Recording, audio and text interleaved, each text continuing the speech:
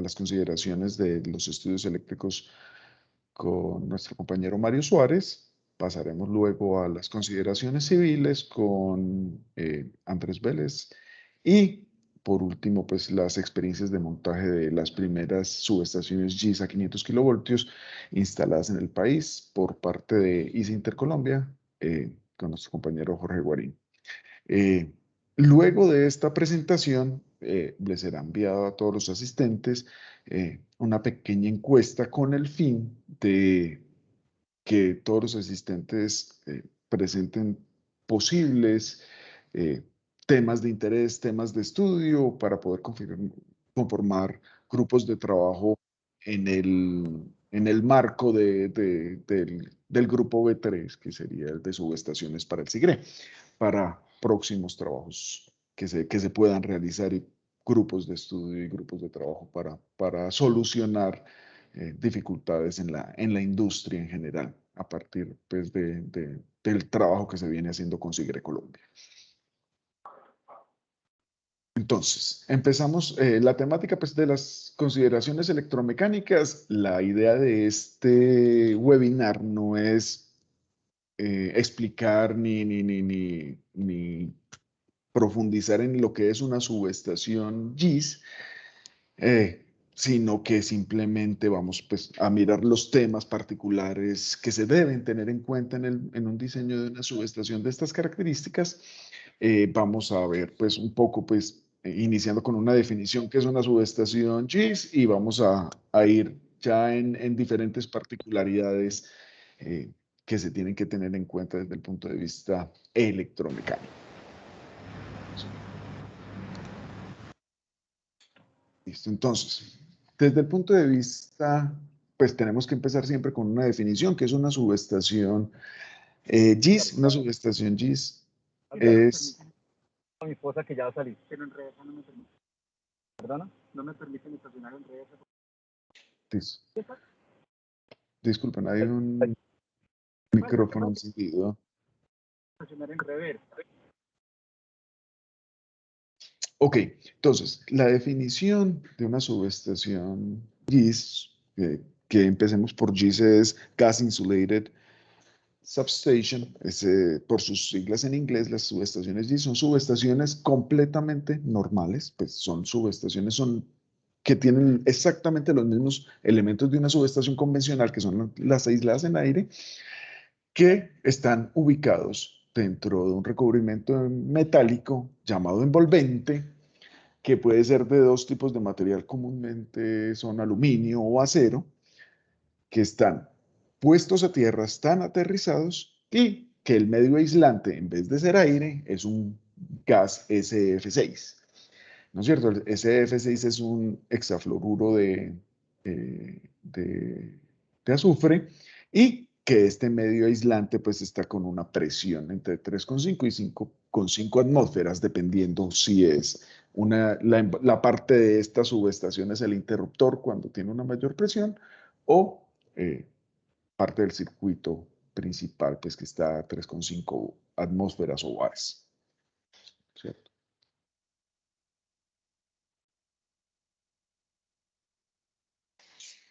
Desde el punto de vista de la envolvente, tenemos ventajas y desventajas dependiendo del material. El más común en alta tensión, en términos generales, es el aluminio, porque es más liviano, no es magnético y tiene menor resistividad eléctrica. Para el acero, pues tiene mayor resistencia mecánica, menor tiempo de perforación por arco interno y adicionalmente, pues tienen menos volumen de material porque el aluminio, pues al ser menos resistente, tiene que tener más material, más aluminio para tener las mismas consideraciones mecánicas. Sin embargo, pues por las ventajas que tiene el aluminio es el que casi exclusivamente se utiliza para subestaciones de alta y extra alta tensión y el acero es hasta el momento únicamente utilizado en subestaciones GIS de media tensión. Se tienen dos tipos de subestaciones aisladas en gas desde el punto de vista de su envolvente. Son envolventes o monofásicas o trifásicas. ¿Cuál es la diferencia? En las cuales las tres fases están sobre la misma envolvente, las monofásicas están sobre, pues cada una de las fases tiene su propia envolvente. Normalmente las envolventes trifásicas están pues son utilizadas para tensiones menores a 245 kilovoltios. La tecnología va evolucionando a medida que pasa el tiempo. Ya se están desarrollando subestaciones aisladas de 245 kilovoltios con envolvente trifásica. Es muy común ver en estos momentos donde las barras en niveles de tensión de 245 kilovoltios estén en envolventes trifásicas, pero ya cada una de las bahías están en envolventes monofásicas.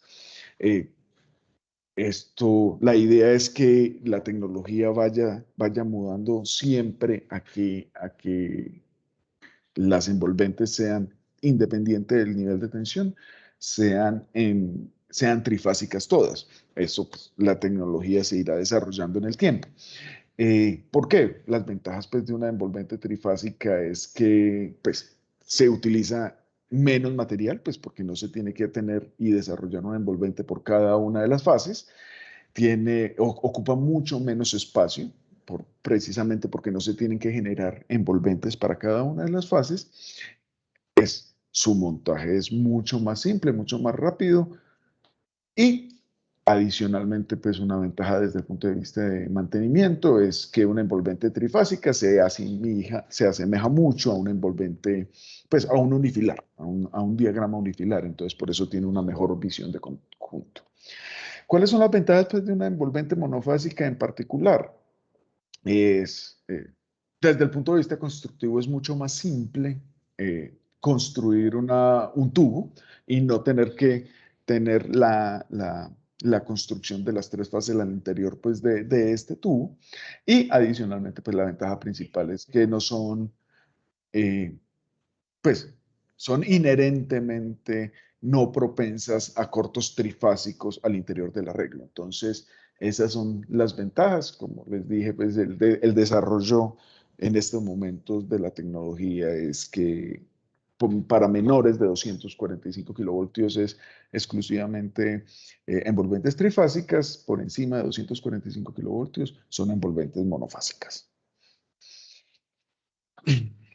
En particular, eh, y para nuestro mercado en Colombia, pues el diseño y la construcción de las subestaciones aisladas en gas está regido bajo la norma IEC, que está bajo la 62271, su parte 203, y estos estándares definen para las subestaciones aisladas en gas unas consideraciones que son, valga la redundancia, son estándares, ¿no es cierto? Entonces, para las condiciones ambientales que rigen el diseño de una subestación aislada en gas, estas subestaciones y estos estándares vienen ya predefinidos por el estándar IEC y en términos generales no hay necesidad de definir estos estándares. Es decir, las condiciones ambientales siempre se tienen que establecer para la compra de una subestación aislada en gas. Sin embargo, en el caso tal de que no se especifique una condición particular, el estándar ya define unos requisitos mínimos que deben cumplir todas y cada una de las subestaciones aisladas. Entonces, vemos que, pues, hay condiciones, digamos, normales y especiales en las cuales siempre se van a cumplir ciertos requisitos de condiciones ambientales para la especificación de una subestación aislada en gas. Entonces, así uno no especifique una temperatura máxima, cualquier subestación aislada en gas va a cumplir por lo menos que su máximo de operación sean 40 grados.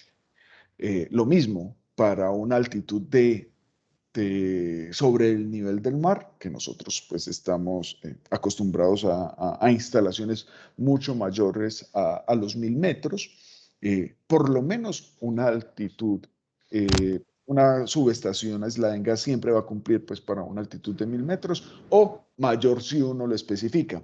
En particular, una subestación aislada en gas tiene una forma constructiva igual independientemente del nivel de pues del nivel de altura sobre el nivel del mar para, para mejor dicho, para cualquier tipo de instalación sobre el nivel del mar, la construcción de la subestación es exactamente la misma. Particularmente uno tiene que especificar el nivel de instalación no por la subestación en sí, sino por los elementos asociados a una subestación. Es decir, los elementos, los sensores de presión y de densidad sí pueden ser afectados por el nivel de instalación, el aislamiento de los bushings entre gas y aire se ven afectados por el nivel de instalación, eh, el aislamiento asociado a los circuitos secundarios o de control y protección se pueden ver afectados, pero en sí la subestación, la parte de alta tensión, es exactamente igual la construcción para cualquier nivel de tensión. Eh, en particular, cuando uno tiene las condiciones ambientales, se tiene que considerar pues las estándares o cualquier tipo de combinación entre la normal especial del estándar. Es simplemente especificarlo de acuerdo a las condiciones de sitio. Pero por lo menos pues el estándar considera unas condiciones mínimas que deben cumplir cada una de las subestaciones aisladas en gas. Una parte particular de las consideraciones y de los requisitos que debe dar cada uno de los fabricantes para las subestaciones es definir exactamente no solo el arreglo físico, sino cómo está constituida cada una de las subestaciones. Como vemos, las subestaciones vienen aisladas en un material aislante que es un gas y estas envolventes están definidas en diferentes componentes dentro de su envolvente. No solo los equipos de maniobra y los equipos de medida, sino que también van a tener pues componentes y envolventes a través de particiones, que las particiones son unos aisladores soportes que separan una parte del gas de la subestación de otra parte de la misma subestación y estas particiones separan pues, compartimientos, esa es la definición, compartimientos de diferentes, pues, de la misma subestación, pero que separan el gas de una parte de otra. ¿No es cierto? Entonces los fabricantes tienen que suministrar en el unifilar toda la información de cómo está constituida una subestación particular. Por aquí vemos un ejemplo donde en este unifilar un fabricante nos está indicando cada uno de los elementos, equipos de maniobra, transformadores de instrumentación, cuchillas de puesta a tierra, tanto las rápidas como las de servicio, inclusive están indicando en este unifilar cómo están separados cada uno de los compartimientos que componen la subestación aislada en gas. Entonces, cada una de estas líneas gruesas corresponde a cada una de las particiones. Entonces, una subestación aislada en gas, el fabricante debe determinar y debe informar al diseñador de la instalación cómo está constituida su subestación y cómo está separada. Entonces, no solo indica los componentes de maniobra, sino también los diferentes, cómo están identificados cada uno de los compartimentos y cada uno de los elementos, perdón, cada uno de los elementos que la componen.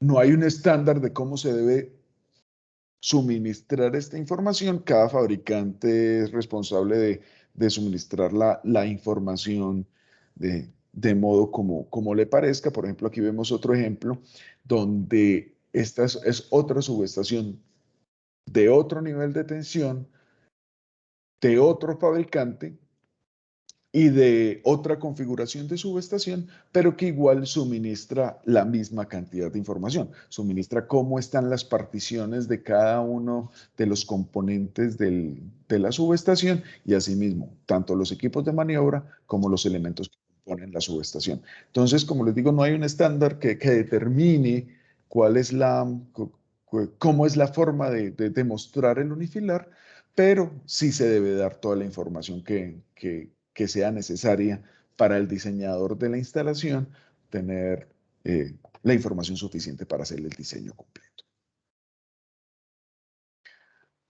Otro punto particular que debe informar el fabricante es las unidades de transporte. Por definición, una unidad de transporte es una parte de una subestación que está adecuada para embarque y transporte sin ser desmantelada entre la fábrica y el sitio de instalación. Las unidades de transporte dentro del estándar son muy importantes porque sobre cada unidad de transporte hay pruebas y hay ensayos específicos que se les deben hacer a estas unidades de transporte y que se debe llevar un récord completo pues, de estos ensayos. Y adicionalmente son muy importantes. ¿Por qué? Porque estas unidades de transporte le sirven al diseñador de una instalación y, a su vez, para el que está comprando la subestación encapsulada, cuál es el elemento más grande de esta subestación para determinar requerimientos de acceso, gálivos en el transporte, gálivos dentro de la instalación en caso tal pues de que sea una subestación al interior. Entonces es muy importante que el fabricante, y es una obligación del fabricante, indicar cuál es la unidad de transporte de mayor tamaño para poder que el diseñador tenga en cuenta estas dimensiones y pesos para poder hacer el diseño de instalación de una manera correcta, ¿no es cierto? Entonces, incluso si estamos hablando de una subestación que es al interior, hay un espacio reservado precisamente para el descargue y cargue de cada una de las unidades de transporte y debe indicar el fabricante cuál es el de mayor tamaño para así determinar pues, las puertas de acceso necesarias para la correcta instalación de la instalación, ¿cierto? Aquí vemos unos ejemplos de fabricantes diferentes donde siempre informan cuál es el espacio reservado para descarga y asimismo los tamaños de las puertas necesarios para introducir esa unidad de transporte de mayor tamaño. Para instalaciones o para subestaciones aisladas en gas que sean al interior, o sea, que sean, que no estén al exterior, siempre es requerido la instalación de un puente grúa. Este puente grúa sirve tanto para las labores de montaje como las labores de mantenimiento, que aunque son mucho más reducidas que una subestación convencional, igual se requieren hacer labores de mantenimiento para una subestación. Entonces, es importante determinar en el puente grúa pues, los espacios necesarios no solo para el mantenimiento de la subestación aislada, sino también del mantenimiento del mismo puente grúa. Entonces, se deben establecer plataformas pues, para poder hacer este tipo de actividades. Importante desde el punto de vista del fabricante de una subestación aislada en gas es que determine cuál es la carga máxima de un puente grúa. Esto va también muy de la mano de las unidades de transporte y el fabricante va a determinar y va a informar al diseñador de la instalación cuál es la carga máxima que va a cargar un puente grúa en particular para así poder pues informarlo de tal manera de que se diseñe y se compre pues un puente grúa de las características mínimas, ¿no es cierto? Entonces la carga máxima puede ser 5, 2, 3, 4 toneladas, va a ser el elemento más pesado que va a cargar esa grúa. El diseñador podrá informar o podrá diseñar pues con un puente grúa mayor pues de mayor capacidad, pero no es necesario. Siempre el fabricante de la GIS va a informar cuál es la carga máxima que va a tener ese puente grúa y se debe diseñar en concordancia. Un punto muy particular y de mucha discusión al interior pues, del diseño de una subestación aislada del gas es si se requiere o no ventilación. Entonces, tenemos que separar pues, la ventilación en dos elementos particulares. Pues, uno es ventilación para un control de temperatura. Ya vimos pues, que el estándar tiene unos mínimos y unos máximos de operación de las subestaciones. Y por dentro de estos rangos, no, pues puede operar la subestación sin ningún inconveniente. Entonces, cuando nos salimos de esos rangos de operación de temperatura por fuera del estándar, es cuando nosotros requerimos pues, un control de temperatura en particular. Y el otro punto en particular es, como estamos hablando de una subestación que está aislada en un medio que es un gas, aunque el gas en particular es un gas que es inerte completamente, no es tóxico, es incoloro, es inoloro. Entonces, este gas en sí no tiene ningún problema pues, para la salud y para la seguridad de las personas. Sin embargo, el gas, a medida que va pues, de su vida útil y si hay arcos internos dentro de la misma subestación, por la gran cantidad de energía, hay subproductos de este mismo gas que estos subproductos sí van a ser tóxicos y sí van a ser eh, perjudiciales pues, para la salud. Entonces, es necesario determinar qué tipo de ventilación se requiere para una subestación.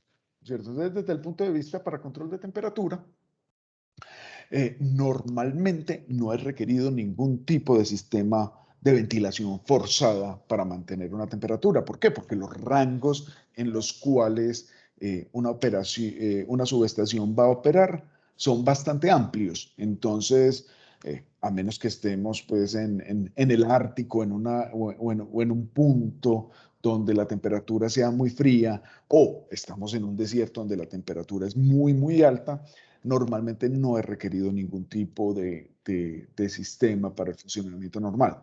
Eso sí, sí tenemos que tener en cuenta que, que se debe calcular las aberturas necesarias dentro de una instalación, sobre todo las instalaciones que están al interior, para que haya una ventilación natural de manera adecuada y que haya una recirculación pues, de aire adecuada dentro de la subestación. Pero normalmente no es requerido ningún tipo de sistema de ventilación forzada para un funcionamiento normal.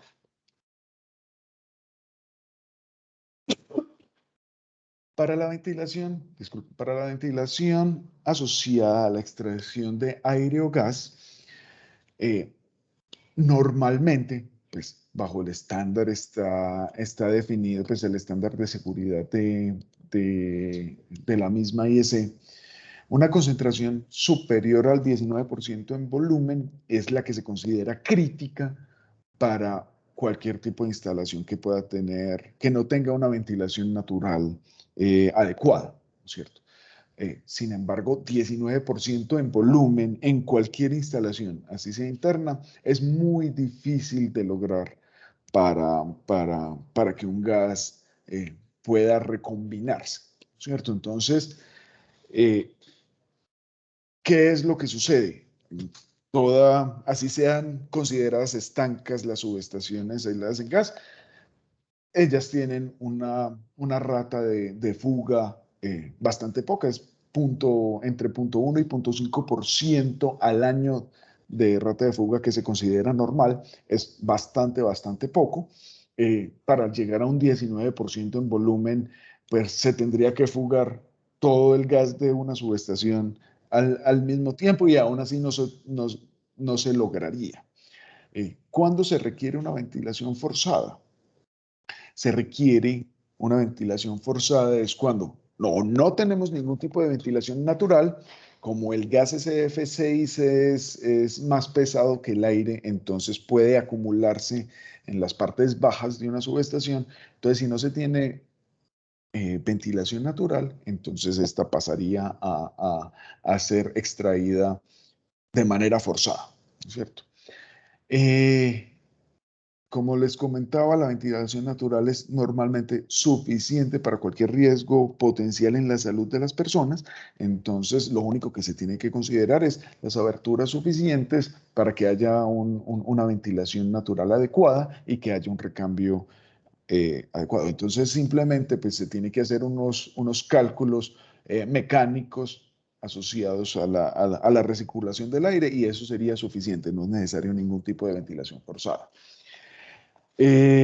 Hay diferentes tipos de estándar, no necesariamente pues el estándar ISA, hay estándar de cada uno de los países asociados al manejo del gas SF6, un estándar pues que es también muy utilizado, que es el estándar francés.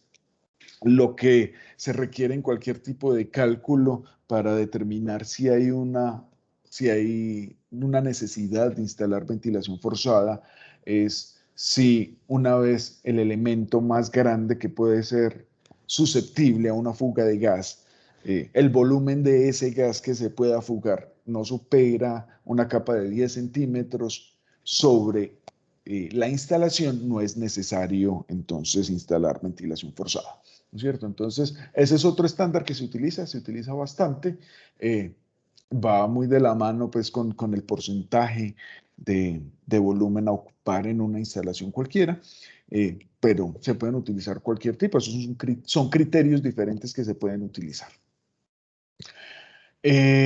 Si no hay ventilación natural, digamos que estamos en una instalación de una subestación en un sótano, y no se tiene la posibilidad de una ventilación natural, entonces siempre se tiene que utilizar una ventilación forzada y siempre se tiene que tener esa ventilación para cualquier tipo de operación de mantenimiento. Es decir, cualquier intervención que se haga sobre la subestación, siempre se tendrá que utilizar la ventilación forzada. Para la ventilación natural, como tal, son características muy simples, simplemente se tienen que tener aberturas en la parte superior e inferior de la subestación y a través de rejillas. Pues no es nada más que eso, pues obviamente el tamaño de cada una de estas rejillas y ventilas que se tienen que instalar debe ser sustentada bajo una memoria de cálculo. Otro punto particular del diseño de las subestaciones en gas son las puestas a tierra. Como saben, estas subestaciones aisladas en gas cada una de estas envolventes son metálicas, cada una de estas envolventes tiene que estar aterrizada, cada uno de los fabricantes aterriza su subestación de manera diferente con el fin de garantizar la equipotencialidad de toda la instalación, pero muy importante, de modo que esta puesta a tierra sea lo más eficiente posible. Es decir, uno tiene que considerar, y aunque el diseñador, pues, perdón, aunque el fabricante de la subestación aislada en gas no haga el diseño de la puesta a tierra, del diseño de la malla de puesta a tierra, sí debe determinar y debe informar al diseñador de la instalación los puntos donde se deben aterrizar y es deber y obligación del diseñador hacer la puesta a tierra de la manera más eficientemente posible, en un trayecto lo más corto posible a la malla de tierra y con la menor resistencia posible. ¿No es cierto? Entonces, es un trabajo en paralelo entre el fabricante y el diseñador de la instalación para hacer la mejor instalación posible. Cada uno, pues los fabricantes de las subestaciones deben informar no solo los puntos donde se debe aterrizar la subestación, sino también la forma en que se debe hacer. Es decir, los conectores necesarios que deben ser utilizados para la conexión a puesta a tierra y los puntos donde se debe hacer esta instalación. Entonces, esto es un ejemplo pues, de detalles que debe informar un fabricante y la forma que debe dar que se debe dar la conexión a la malla de puesta a tierra. La malla nunca va a ser responsabilidad del fabricante, pero sí los puntos y la forma de conectar la instalación o la subestación a la malla de puesta a tierra. Este es un ejemplo, por ejemplo, de un fabricante. Aquí vemos otro fabricante que pues, la forma de mostrar es un poco diferente, pero al final el tipo de información que suministra es la misma. Debe suministrar dónde se debe, dentro de una instalación, poner a puesta a tierra sus elementos y la forma como se deben poner. Entonces, este tipo de detalles es bastante común en cualquier fabricante, porque el fabricante es el que determina y que sabe cómo está constituida su subestación y cómo se debe conectar a puesta a tierra, ¿cierto? Importante para un diseñador de una subestación aislada en gas es que hay cierto tipo de áreas reservadas para la correcta instalación y mantenimiento de una subestación aislada. Adicionalmente a la área reservada que les mencioné anteriormente, pues para carga y descargue de una subestación, se tienen tres áreas principales que son reservadas al interior de una subestación, que son un área reservada para el mantenimiento del interruptor, que es el elemento que mayor tiene mantenimiento dentro de una subestación aislada. Un área reservada para movimiento durante montaje y mantenimiento. Ahorita vamos a ver un poco más en detalle qué es estas áreas reservadas. Y una que se utiliza al principio de la vida útil de una subestación, que es para el ensayo dieléctrico o el ensayo de alta tensión de una subestación. Entonces, el área para el mantenimiento del interruptor, el fabricante debe determinar, dependiendo de su modelo específico, cuál es el área mínima requerida alrededor de la subestación donde no se puede ubicar ningún tipo de elemento, y es el área reservada ¿para qué? Para que se pueda extraer no solo el equipo mecánico que hace funcionar el interruptor, sino el mismo circuito principal del interruptor. Entonces, siempre el fabricante va a determinar un área mínima en los alrededores del interruptor que es necesaria que esté completamente libre para precisamente hacer las labores de mantenimiento eh, mínimas para el interruptor, ¿no es cierto? Entonces, cada fabricante lo debe determinar en los planos de disposición general de la subestación para que el diseñador de la instalación tenga en cuenta estas áreas y, valga la redundancia, diseñe en consecuencia. Para montaje y mantenimiento, dependiendo de cada uno de los modelos y el fabricante pues determinará el mínimo necesario para el mantenimiento, entonces se tienen unas distancias mínimas a borde de las paredes y en general en la altitud mínima necesaria para el espacio donde se va a instalar una subestación para el correcto montaje y mantenimiento. En este caso, pues determina, como vemos pues en la pantalla, el espacio máximo que puede tener al exterior pues, a los lados de la instalación y lo mismo el mínimo necesario para la altura. Esto es para que la altura, por ejemplo, en este caso, en esta configuración de esta subestación, tenemos tubos alrededor de toda el área del edificio. Entonces, este mínimo es para poder mover cualquier tipo de equipo, de elemento de la subestación durante toda la longitud del edificio y poder hacer las labores correctas de montaje y mantenimiento. Entonces, esto es lo mínimo que debe tener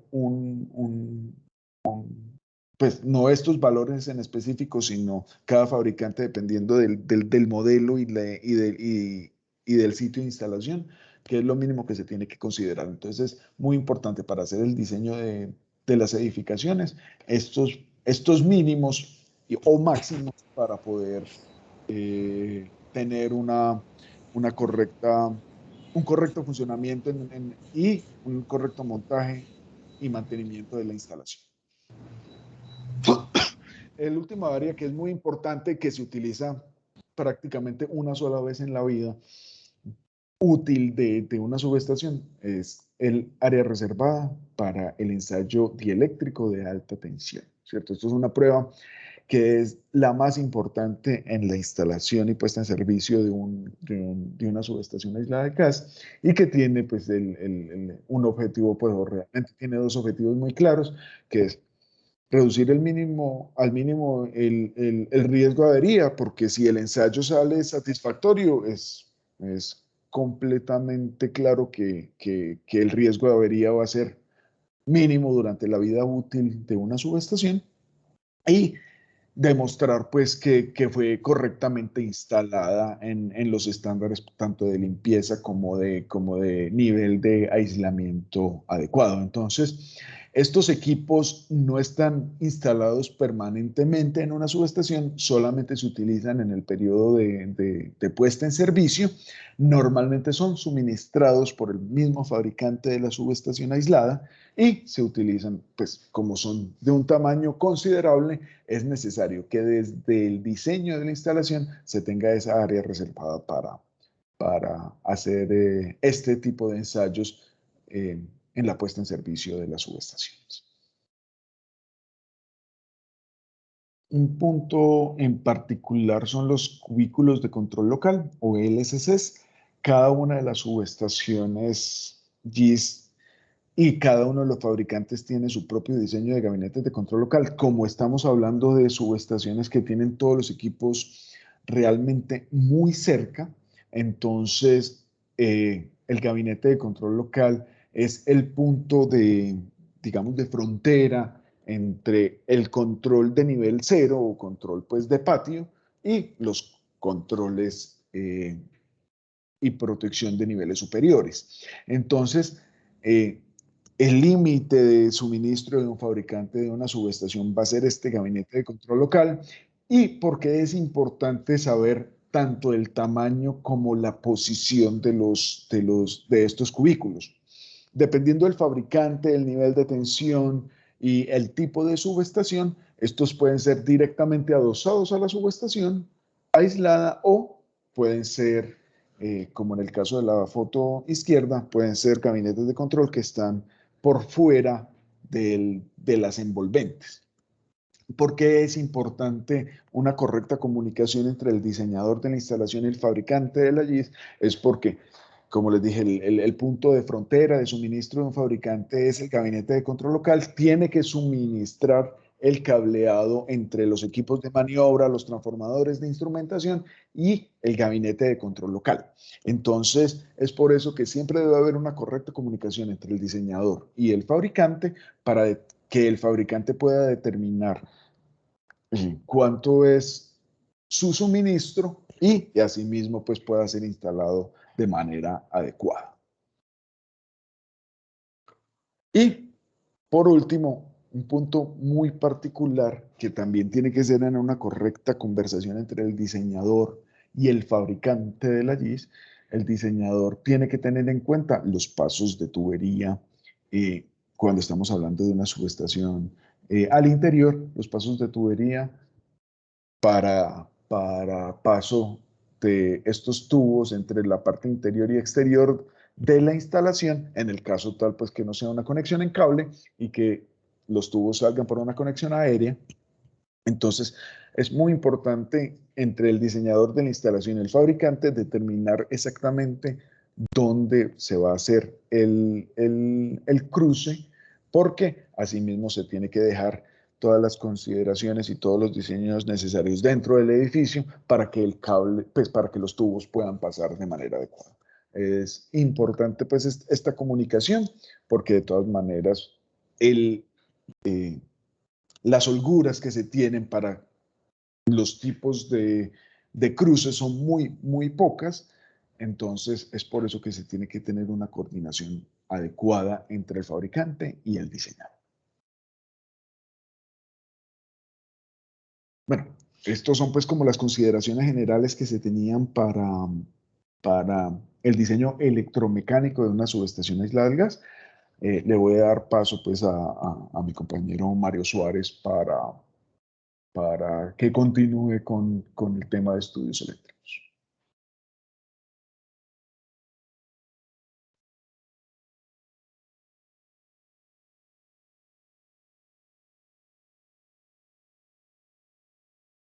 Disculpa, Mario, estás con el micrófono apagado. Qué pena. De nuevo, pues muy buenos días a todos. La idea es referirnos a los estudios que son necesarios o que aplican a este tipo de instalaciones GIS. Vamos a ver que los estudios típicos que desarrollamos para cualquier subestación pues son los mismos, pero en la GIS tenemos la aparición de un nuevo tipo de sobretensiones que son las BFTO, las Very Fast Transient Over Voltage, que son de especial aparición o que se surgen precisamente en estas instalaciones. Entonces, a continuación, les voy a presentar, hacer una presentación pues detallada o algunos tips de las experiencias que tuvimos analizando estas sobretensiones precisamente pues en la subestación Antioquia. Entonces, vamos a centrarnos pues en hablar especialmente pues de este tipo de sobretensiones.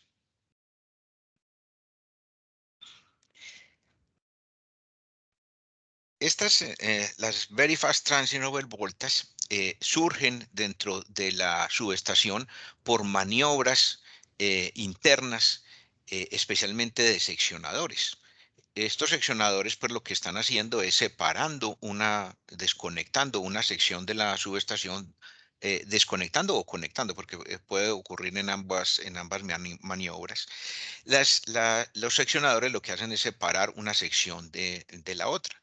Y en la gráfica que estamos viendo aquí a la derecha, vamos viendo que yo tengo una onda, la onda de 60 Hz de tensión, y lo que va ocurriendo a medida que los contactos se separan es que hay unas interrupciones de la corriente e inmediatamente una reignición de esa corriente.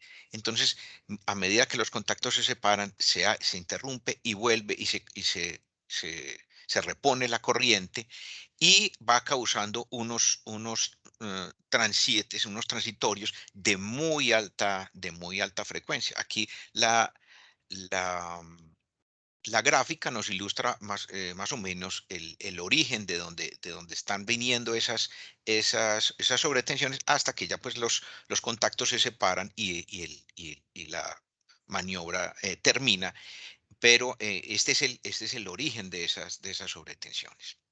Entonces, estos fenómenos de que la corriente se interrumpe y se repone son de unos tiempos muy cortos, del orden de nanosegundos, y de ahí la, la alta frecuencia que tiene este fenómeno. Estas sobretensiones que se originan, por ejemplo, en los seccionadores, entonces tienen muchas refracciones y reflexiones dentro de la misma subestación y terminan apareciendo, no digamos afectando, pero sí apareciendo sobre muchos equipos, incluyendo la puesta a tierra, como vamos a ver más adelante. Este fenómeno de las BFTO se va volviendo más importante a medida que el nivel de tensión de la subestación es más alto. ¿Por qué? Porque las soportabilidades, por ejemplo, al rayo, que ahorita vamos a ver por qué vamos a hablar de la soportabilidad al rayo llamada Lightning Impulse Withstand Voltage, es la determinante en este caso.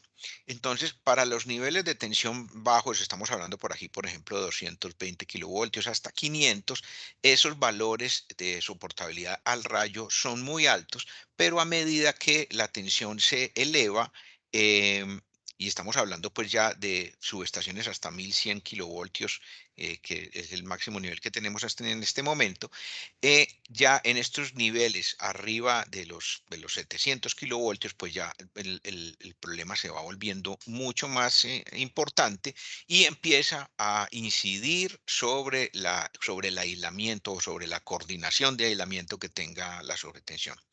Nosotros, pues en Colombia tenemos subestaciones ya hasta 500 kilovoltios, que es el caso que vamos a ver enseguida. Entonces, las sobretensiones sí se presentan, pero no ponen en riesgo el aislamiento de la subestación.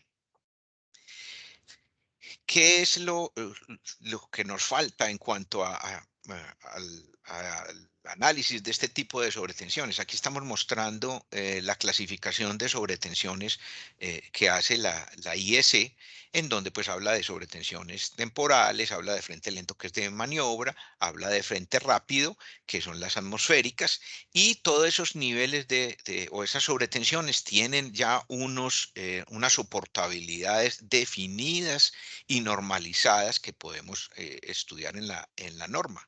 Pero las sobretensiones de frente muy rápido, pues todavía no tienen ni una forma de onda estándar, ni una prueba de soportabilidad, ni menos un valor de soportabilidad definido. Entonces, hasta el momento, o la referencia que tenemos es que los valores máximos de estas sobretensiones los debemos comparar con la soportabilidad al rayo, el Lightning Impulse Withstand Voltage, o el BIL que llamamos en el lenguaje IEEE, para poder comparar si vamos a tener algún problema o no. Se puede realizar pues un proceso de coordinación de aislamiento normal, en el que se pueden hacer análisis del sistema, obtener el valor pico o máximo de la sobretensión, considerar pues el comportamiento de la carga atrapada en esa sección de la subestación que se está desconectando, y aplicar un proceso de coordinación de aislamiento muy similar. Está en aplicar el factor de coordinación, el factor de seguridad, el factor de conversión de sobretensiones y, como les digo, comparar con la soportabilidad al rayo.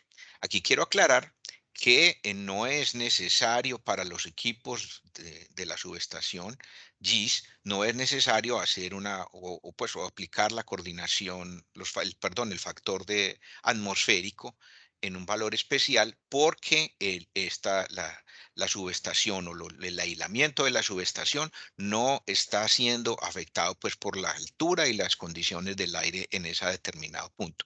Son afectados, como lo decía Andrés hace un rato, los sensores externos que mirarán esas variables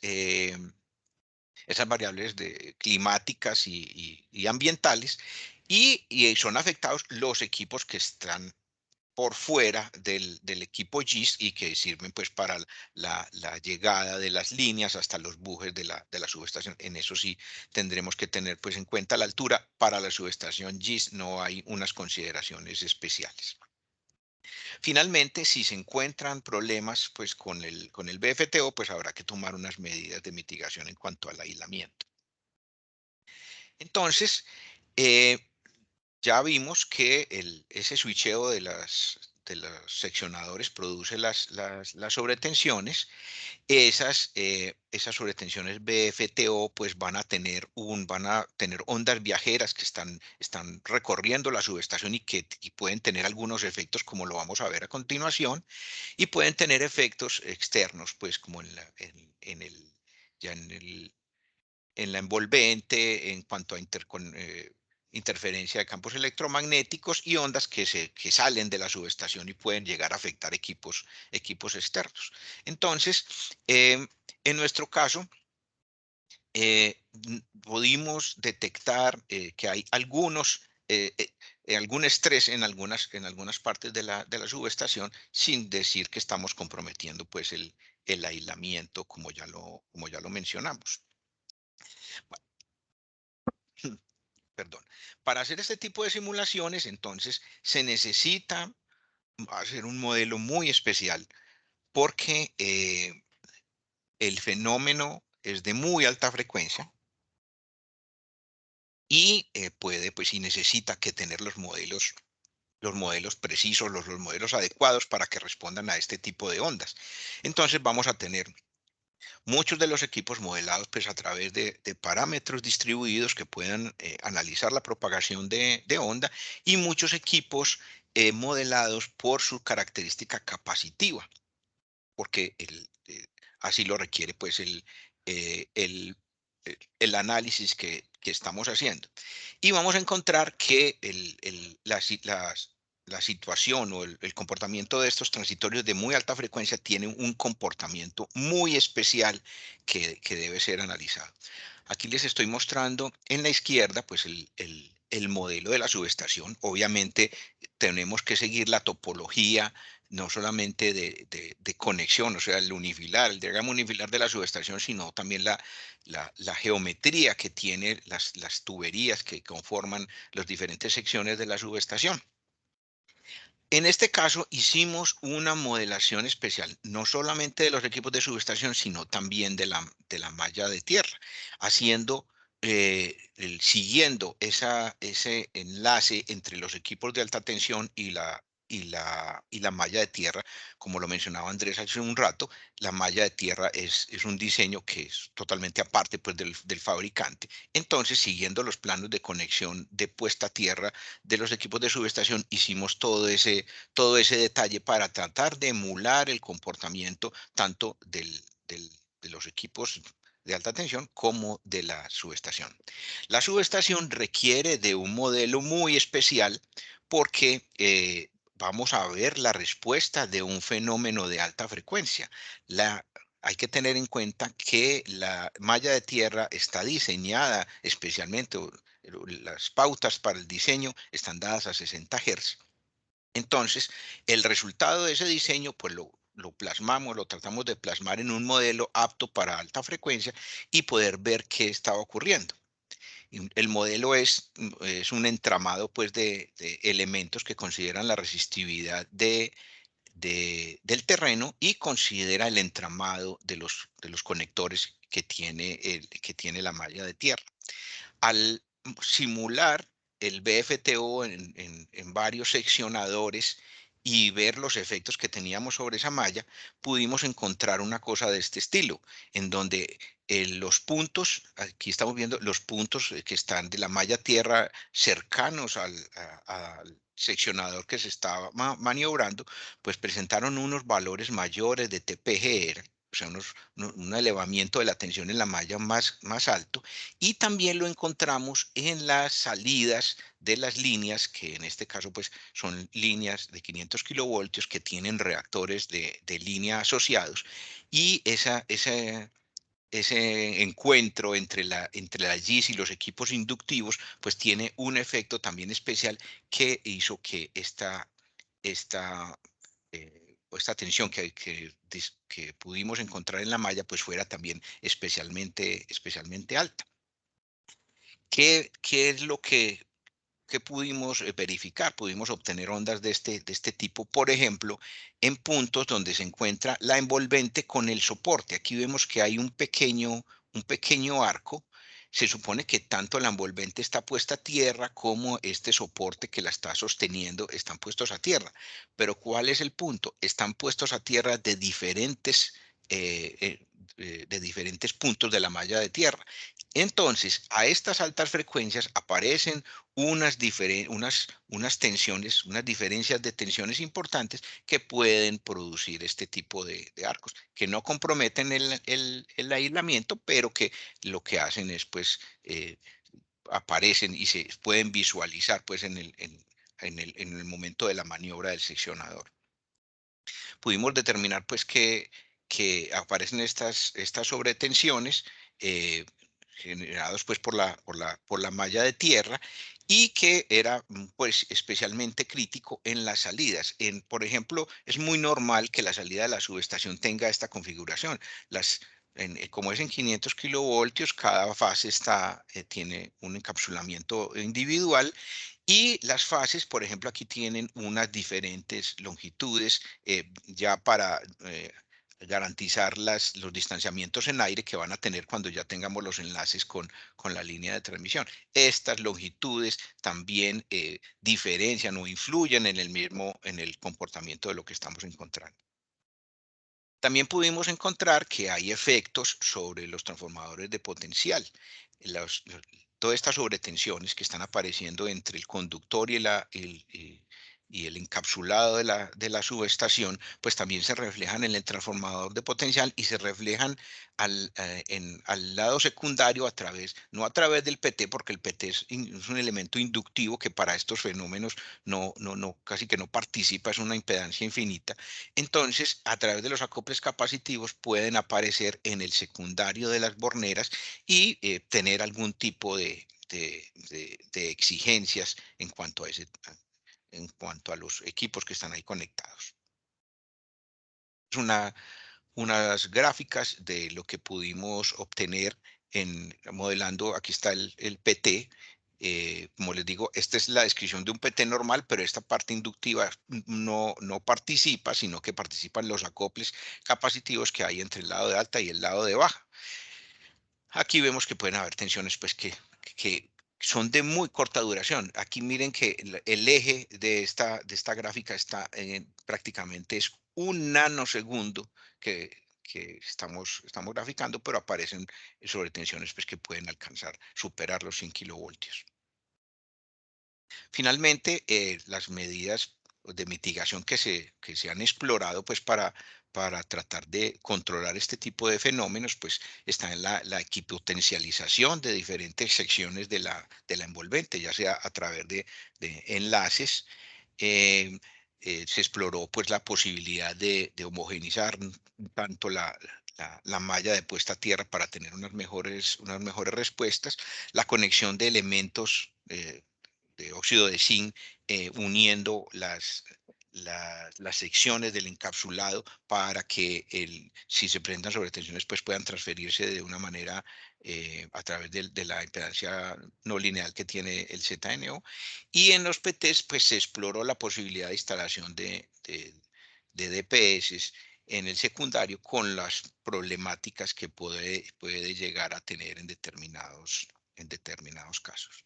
Entonces, esta era una muestra pues muy rápida de los análisis y descubrimientos interesantes que tuvimos pues en esta subestación. Les dejo entonces a Andrés Vélez, que nos va a hablar de la parte la parte civil en las subestaciones GIS. Muchas gracias.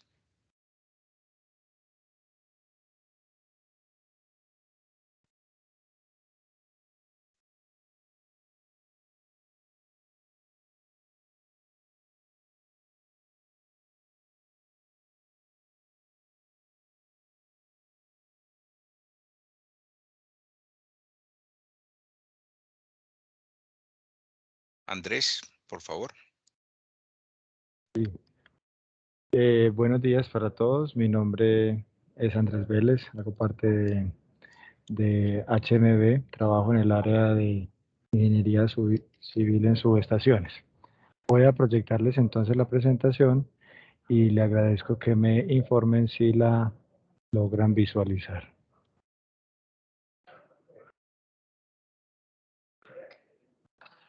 Sí, ya se ve.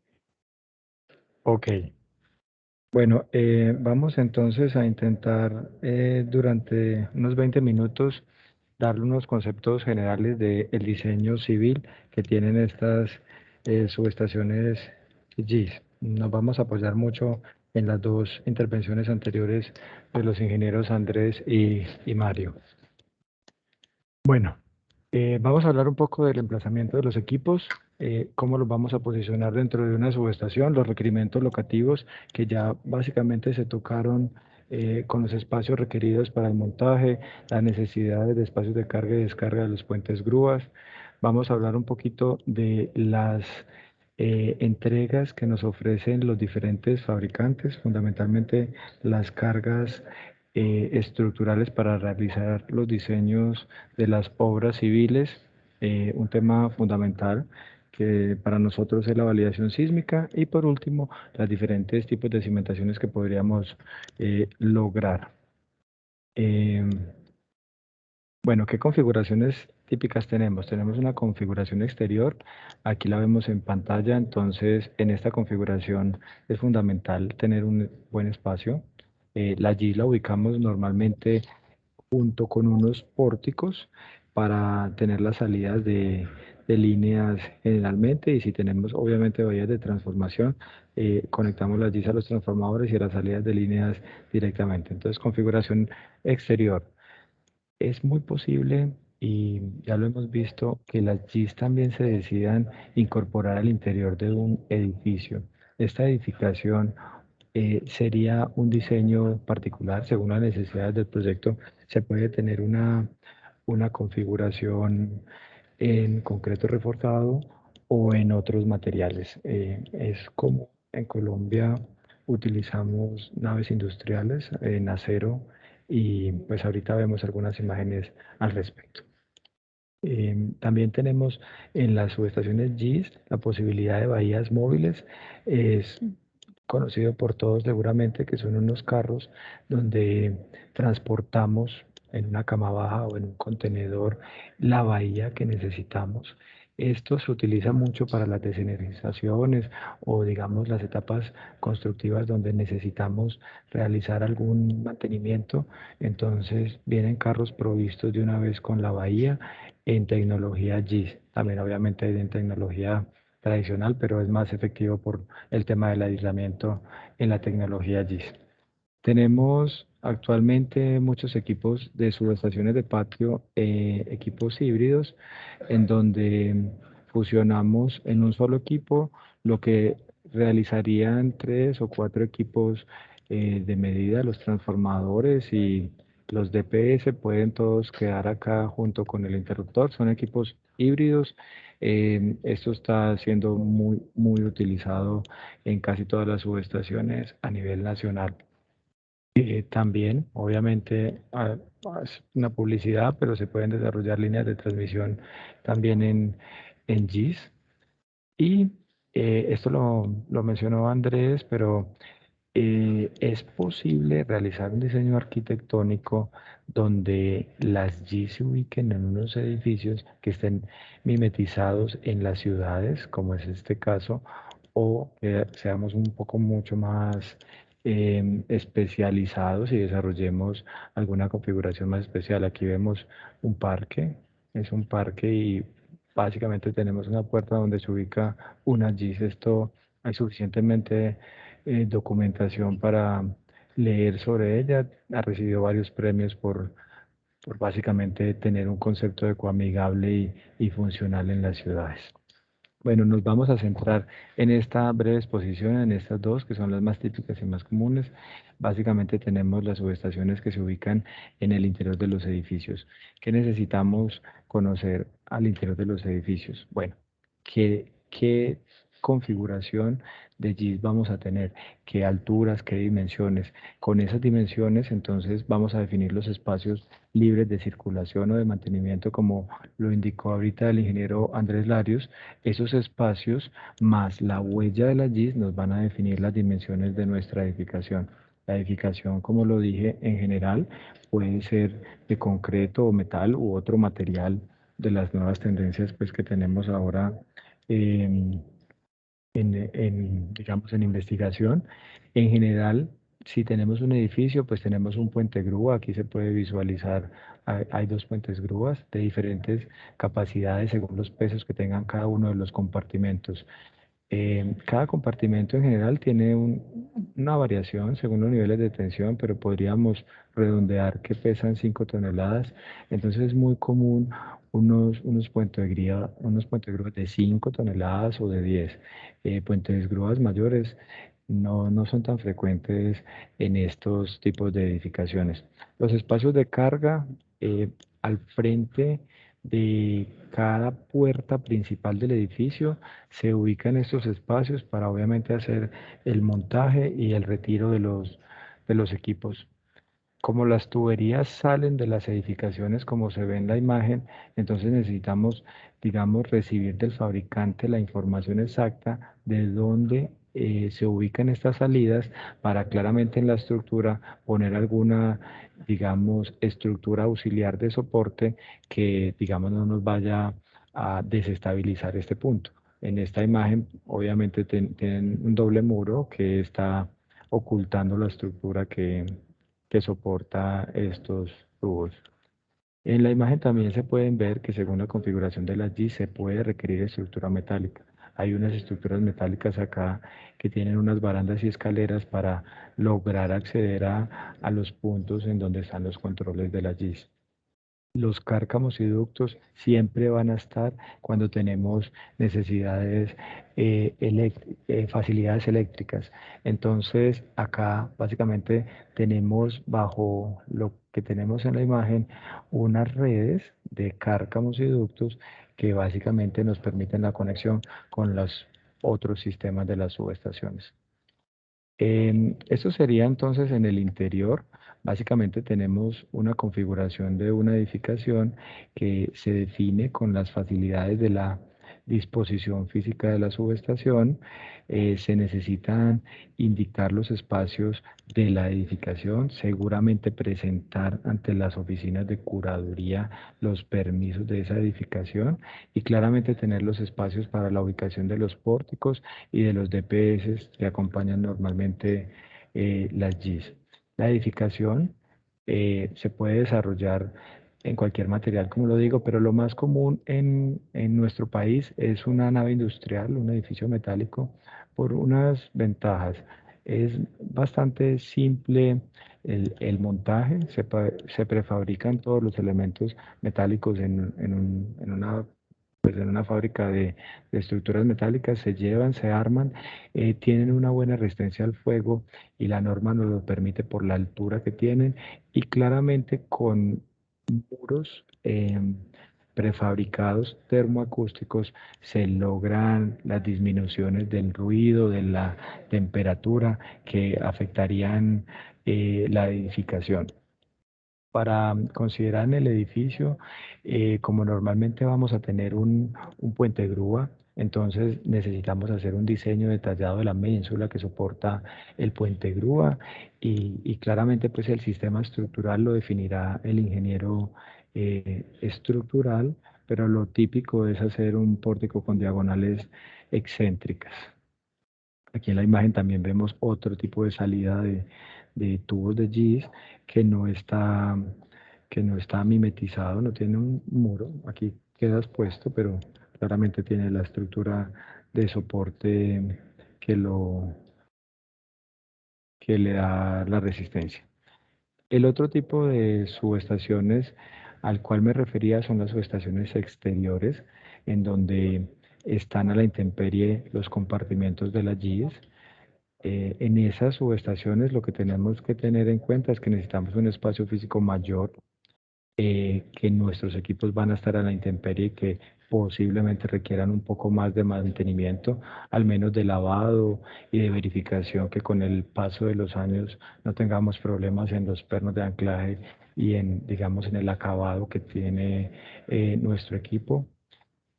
Como los espacios son muy generosos, las adecuaciones del terreno requieren que tengamos una nivelación entre ellos para evitar desajustes en los acoples y que hayan fugas del gas. Entonces las adecuaciones del terreno se hacen casi todas tendiendo a una pendiente de 0%. Necesitamos también, obviamente, llegar a los puntos y para eso requerimos vías, como lo vislumbran en las fotografías, y esas vías tienen que permitir, obviamente, el montaje en la primera etapa de la construcción y un mantenimiento posterior que me toca sacar alguna bahía de la GIS y reemplazarla, entonces tengo que tener esos espacios habilitados. Por último, pues se posicionan en el patio normalmente puntos para la extinción del fuego o se hacen algunos hidrantes porque siempre tenemos el riesgo y es preciso dejar ciertos puntos tanto en la edificación como en el patio para conectar pues en caso de algún conato. ¿Qué información del fabricante recibimos los ingenieros civiles para hacer los diseños? Los fabricantes en general nos entregan absolutamente todo lo que requerimos, porque digamos, los equipos vienen autosuficientes. Lo único que nosotros necesitamos es interactuar con ellos y ese canal de comunicación debe ser muy abierto para que no hayan dudas. En la imagen pueden observar una GIS en planta donde el fabricante nos indica en qué puntos con coordenadas estarán los equipos posicionados. Se pueden ver más o menos acá, tanto al exterior, nos indican los cárcamos que se requieren, la ubicación de los gabinetes, los espacios destinados para la carga y los espacios para la circulación de vehículos al interior del edificio. Entonces, realmente la información es suficiente. Esa información también tiene que entregarnos las cargas. Esas cargas las vamos a ver en la diapositiva posterior. Nos entregan la validación sísmica, nos entregan las necesidades de apantallamiento o conexión con la malla de tierra y nos entregan en general los resultados de su modelación para que los utilicemos en el diseño del edificio o en el diseño de las cimentaciones. Las cargas que utilizamos en el diseño vienen más o menos con este estilo, obviamente por lo pequeño de la imagen para que me quepa, pero cada uno de estos puntos representa un anclaje. En ese anclaje el fabricante, cada una de estas cositas es un punto y aquí está representado en esta tabla, el fabricante nos dice cada una de las cargas que aparecen en todos estos puntos y con base en eso nosotros podemos hacer el diseño de las cimentaciones que requerimos para soportar la GIS. ¿Qué contienen esas cargas? Contienen el peso propio, contienen las cargas térmicas o de temperatura que se tienen en el equipo y que claramente deben ser soportadas. Contienen las fuerzas de tensión o de cortocircuito de las conexiones con los bujes, el viento, si estamos a la intemperie, el sismo, que es, digamos, la carga fundamental que tenemos en casi todos los diseños, y las cargas de operación que son muy importantes porque son pulsos y como siempre tenemos el interruptor o el circuit breaker, entonces siempre vamos a tener cargas de apertura o de cierre con unas magnitudes bastante considerables. Entonces, estas cargas de operación hay que tenerlas muy, muy presentes. Eso sería en general para hacer las fundaciones del diseño de la GIS. Si tenemos una edificación, también hace parte del resorte civil estructural. Lo único diferente que tendríamos a una edificación estándar en la cual tenemos que seguir los códigos de cada país, en nuestro caso pues la NSR 10, lo único diferente sería las cargas de accionamiento del puente grúa. Con un fabricante del puente grúa llegamos al acuerdo de cuál es la capacidad de carga, las dimensiones, las necesidades del riel y el fabricante nos suministra las cargas que tenemos que considerar en el diseño estructural del edificio. Son cargas móviles, se hace una línea de influencia en cada posición del puente grúa y con eso determinamos obviamente el diseño estructural. En el tema de la validación sísmica, quiero hacer un poco de énfasis en que en general todos estos equipos deberían venir con esta certificación. Una certificación donde el proveedor nos indique que cumplen la validación sísmica bajo la IEEE 693.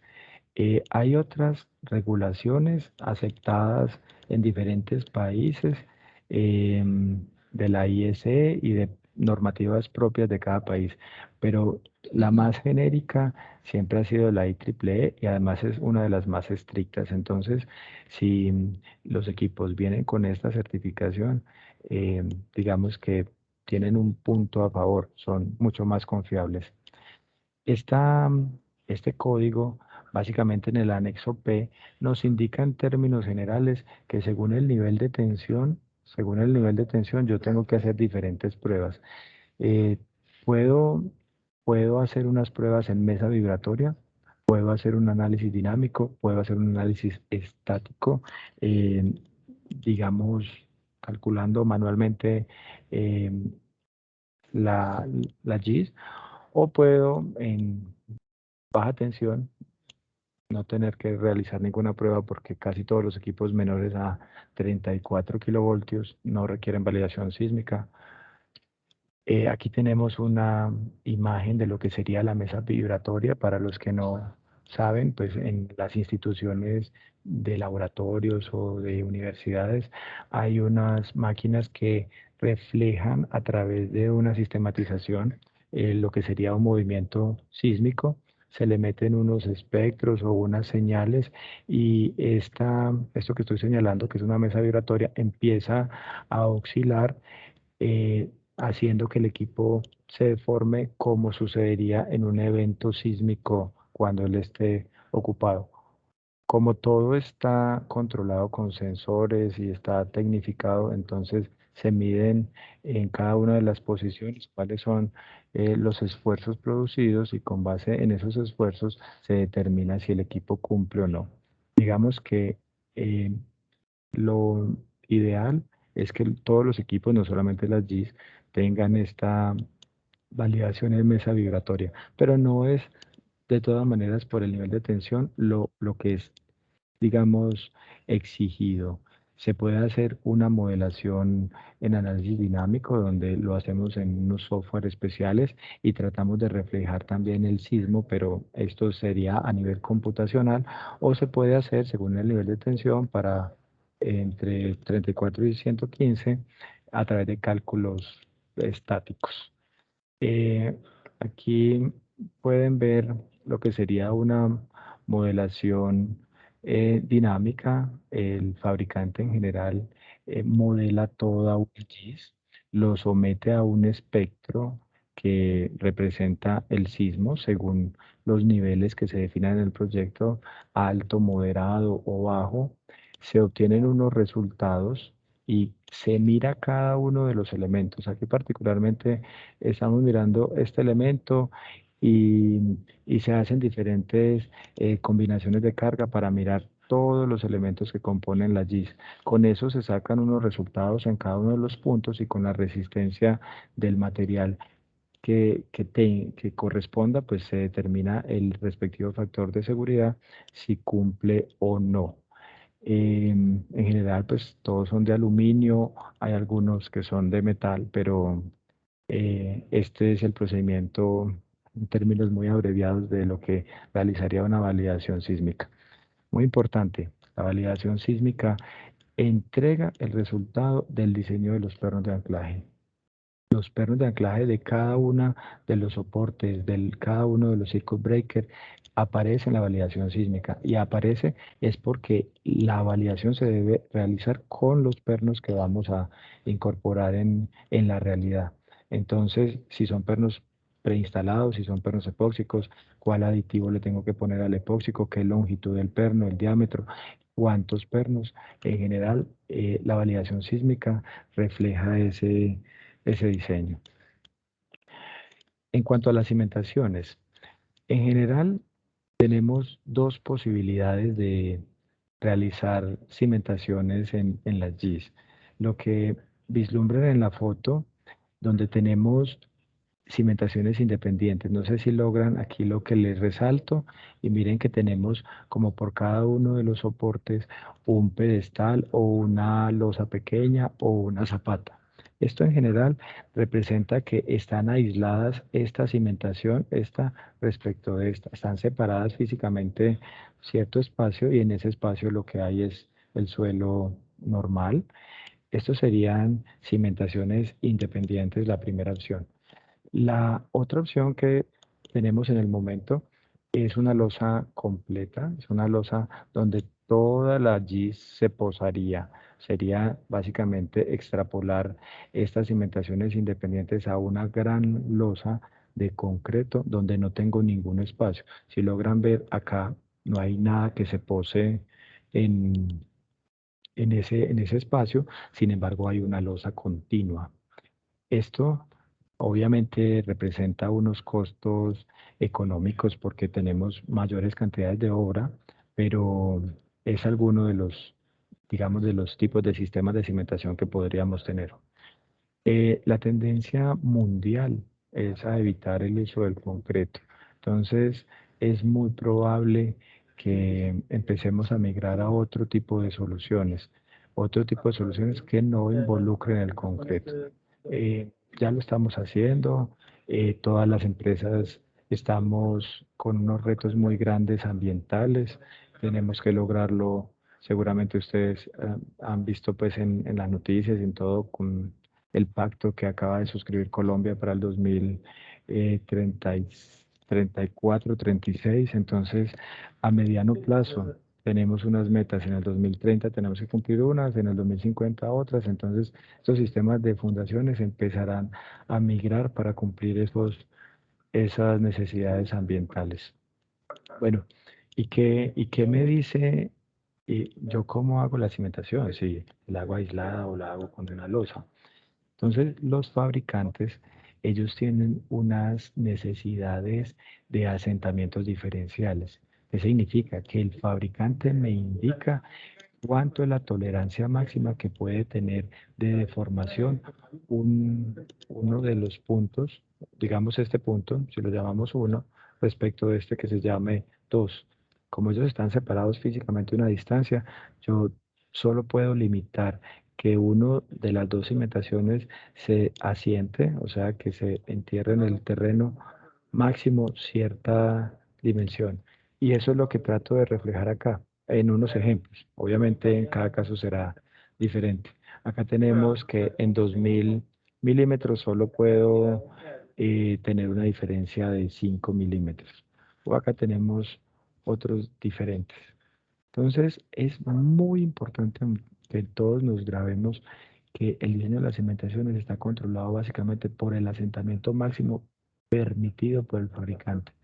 Y ese asentamiento es un asentamiento diferencial. Es la diferencia entre lo que tenemos en en una cimentación respecto de la contigua. Ese asentamiento diferencial en general es menor que el 0,2%. Y esto es muy exigente. Es demasiado exigente y básicamente las necesidades geotécnicas que tenemos debajo de cada una de esas cimentaciones tienen que ser capaces de proporcionarnos esto. Entonces es muy común que debajo de las cimentaciones de una GIS yo tenga una zapata o una losa tradicional, pero lo que tengo debajo de esa zapata es un mejoramiento de suelo con diferentes gradaciones de suelo o el uso de mejoras como suelo cemento o incluso membranas que me permitan manejar este máximo de asentamientos. ¿Cómo realizamos el diseño de una cimentación? Obviamente tenemos las cargas que nos suministró el fabricante, hacemos un diseño convencional, bien sean losas o zapatas. En este caso les muestro cómo sería un modelo estructural de cimentaciones aisladas, en donde, como les decía, entre esta cimentación y cada una de ellas tengo, según la distancia X, tengo que cumplir este asentamiento máximo en el sentido vertical. O si yo tengo grandes losas, entonces también pues tengo que diseñar, diseñar mi losa, garantizar la estabilidad, garantizar la resistencia y con eso estaría, digamos, teniendo nuestro diseño. Si opto por esta alternativa, y ni siquiera optar por esta alternativa porque incluso con los compartimentos que tenemos de las GIS, digamos, una zapata de estas como la que señalo, ya es lo suficientemente grande para decir que yo tengo unas dimensiones muy considerables. Si yo tengo una losa de 2 metros por 2 metros, eso realmente ya es una cimentación muy grande. Y si yo la tuviera de 4 por 4 o si la alcanzo a tener en una losa de estas, donde todo el equipo está posicionado ahí, yo puedo tener fácilmente una losa de 200 metros cuadrados, que realmente es una losa muy grande.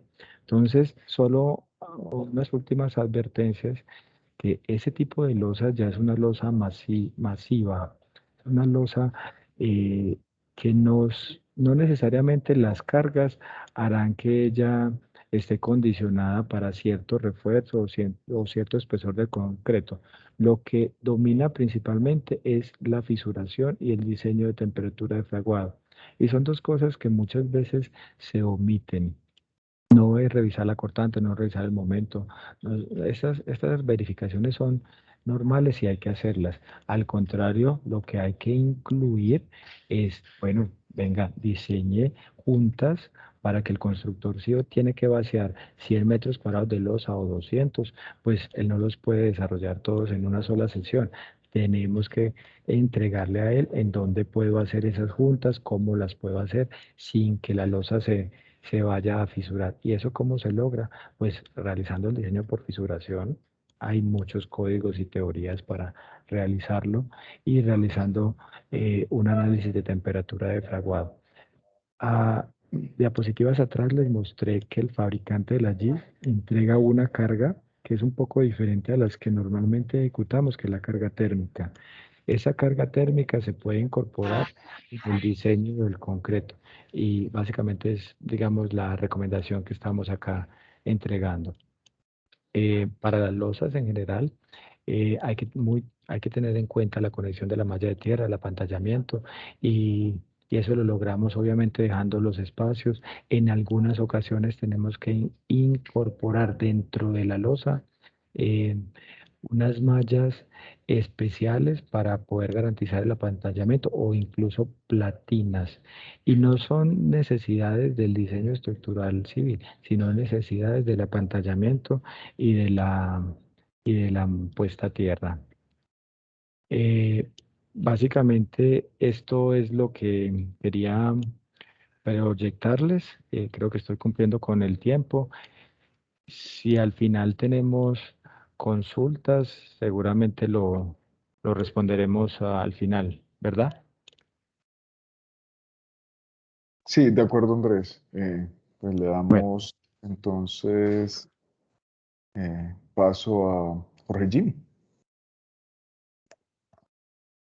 Sí, muy buenos días, gracias Andrés, muy buenos días para todos.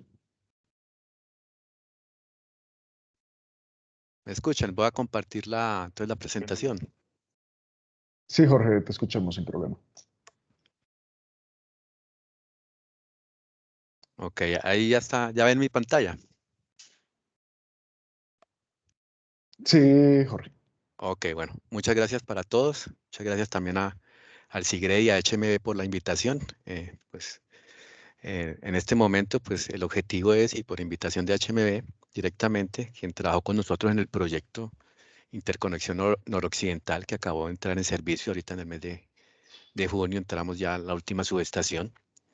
Entonces nos invitaron a compartir unas experiencias generales de montaje de subestaciones GIS 530 y 230 kilovoltios.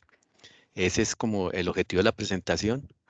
Como tal, pues ustedes ya han expuesto todos los temas pues ya académicos de diseño y el objetivo de la charla, como la planteo, es esas consideraciones generales de montaje que en la ejecución del proyecto, digamos, la mayoría son sentido común, pero que es bueno tener en cuenta porque cualquier, digamos, desvío o inconveniente que se presente en su ejecución, pues puede afectar el montaje y echar al traste todo un trabajo de ingeniería, de diseño, de transporte de equipos. Entonces, como les decía, permíteme que estoy tratando. A ver, qué pena, no me deja. Ah, ya aquí ya avanzó, tengo problemas ya. Entonces, el proyecto de interconexión occidental tenía por objetivo conectar la central Hidroituango al sistema de transmisión nacional. Entonces, aquí una presentación muy rápida. Ituango está en la zona, digamos, se conecta con las subestaciones Cerro Matoso, un doble circuito, también se conecta con las subestaciones Porce y Sogamoso, circuito sencillo, y también se conectaba con la subestación Medellín, ya se cambió el nombre a Liconia, y el Liconia se conecta con la subestación Ancon del lado de PM. Son 700 kilómetros de línea en 500 kilovoltios, como 30 kilómetros de línea en 230. Aquí tenemos una panorámica muy general de las subestaciones. Voy a pasar rápidamente por ellas. Ya en la presentación pues podrán ver los detalles. Hicimos ampliación en las subestaciones Ancón, Sogamoso, Cerro Matoso y Porce, y las subestaciones nuevas que eran Antioquia y Heliconia. Aquí hay una panorámica general, está la subestación Antioquia. El lado derecho de la subestación, aquí ven, si ven los edificios de control del lado derecho, corresponde a los campos de ISA, ¿cierto? 2 líneas hacia Cerro Matoso, una línea hacia Porce y otra línea hacia la subestación Heliconia. Tenemos al lado derecho los campos futuros que nos exige la convocatoria UDME y al lado izquierdo están los campos de generación de EPM. La subestación Porce era una ampliación, es una subestación ya existente, pero a nivel de espacio, pues era imposible ampliarla donde estaba, no había espacio para una ampliación. Se hizo una extensión de barras y la ampliación se hizo también en GIS por problemas de espacio. Y tenemos una línea hacia Antioquia y otra línea hacia Porce. Esta es la subestación Heliconia o subestación Medellín, como se conoció inicialmente. ¿Cierto? Son subestaciones de interruptor y medio, todas las de 500. Aquí llegamos con la línea que nos comunica con Antioquia. Tiene 2 bancos de transformadores con su unidad de reserva, más una subestación en 230 que seccionaba las líneas Ancón occidente del sistema de PM. Y tenemos aquí está la subestación de 230, ¿cierto? Heliconia. Sí. Para, digamos, cumplir el objetivo, ¿cierto? Aquí hay unos pasos muy sencillos, ¿cierto? Pero que ameritan un detalle y una coordinación y más por una magnitud de estos proyectos. Entonces, aspectos relevantes que, como les repito, es desde la experiencia reciente. Entonces, tenemos lo que es la logística en importación, en transporte y almacenamiento. Este punto es muy clave, sobre todo, digamos, estamos hablando de un volumen de cajas bastante considerables, aunque llegaban en contenedor, pues por temas de importación, pues los días de contenedor no son infinitos, hay un manejo de costos. En el tema de almacenamiento, digamos, mientras llegan la carga y realmente se inicia el montaje, los equipos pueden pasar unos buenos meses. Y también la disposición para facilitar el montaje. Entonces hay que ser muy cuidadosos.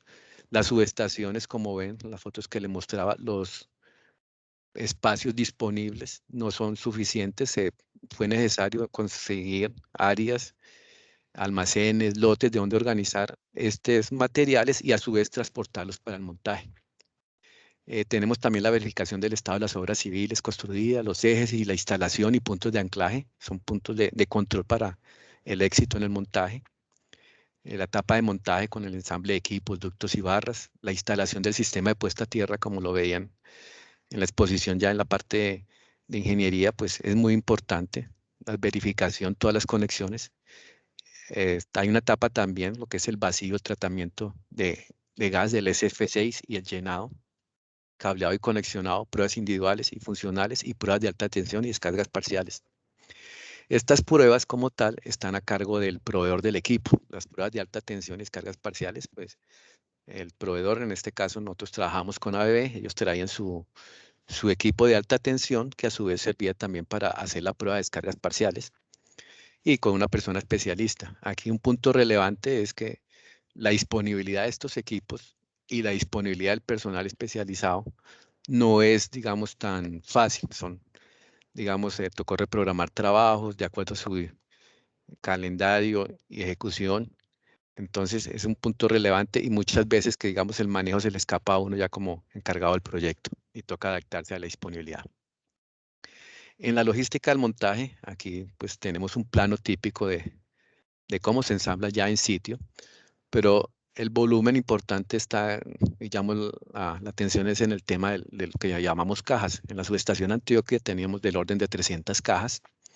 Había cajas que podían pasar 1 tonelada, tonelada y media, y habían otras cajas que pesaban kilos. Entonces, el control y el inventario y el orden con el que se transportaba, porque en su momento, digamos, el volumen de equipo que teníamos, estábamos instalando en su momento en la subestación Antioquia reactores de línea, eran 15 reactores. Entonces, todo el contenido de las cajas de la GIS tocó ubicarlas como a 15, 20 minutos de distancia. Entonces, hubo que hacer una organización especial para controlar y despachar desde el lugar de almacenamiento al lugar de montaje todo lo asociado a la GIS.